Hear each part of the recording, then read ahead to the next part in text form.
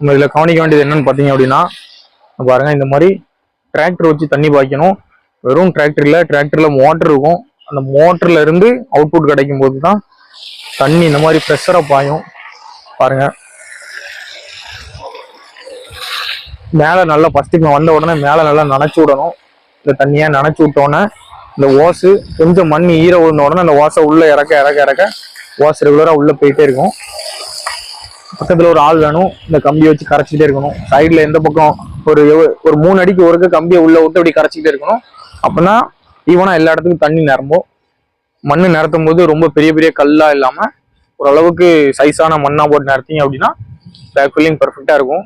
இப்போ இது பேர் கன்சல்டேஷன். தண்ணி ஊற்றி குத்தி இருக்கிறது. இது முடிஞ்ச உடனே ஒரு கொஞ்சம் ட்ரை டைம் கொடுத்துட்டு வைப்ரேட்டர் போட்டு தட்டி விடணும். அப்போ நமக்கு ரிசல்ட் நல்லா இருக்கும். இந்த மாதிரி ஓசை உள்ள இறக்கணும். அது எந்த இடத்துல கேப் இருந்தாலும் அந்த இடத்துல ஓசை உள்ள போய் தண்ணி அடியோட விரியும்.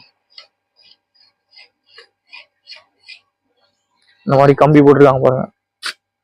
கம்பி போட்டு கரைக்கும் போது தண்ணி நல்லா இறங்கும். அதே மாதிரி பாருங்க, இப்ப நம்ம சைட்லயுமே போர் இருக்கு. போர் விட்டு இதை பாக்கிறதுனால பெர்ஃபெக்ட் ரிசல்ட் கிடைக்காது. இந்த மாதிரி டெலிவரி ஜாஸ்தியா வரக்கூடிய ப்ரெஷரான பைப்ஸ் வச்சு பாய்க்கும்போது தான் மண்ணுக்கு உள்ளுக்குள்ள ஈரம் ஃபுல்லாவே ஈவனா பரவி மொத்தமாவே செட்டிங் ஆகி உட்காரும். நம்ம மேட்டால போர் வச்சு பாய்க்கிறோம் அப்படின்னா அதனுடைய டெலிவரி 1 இன்ச் பைப் இருக்கும்.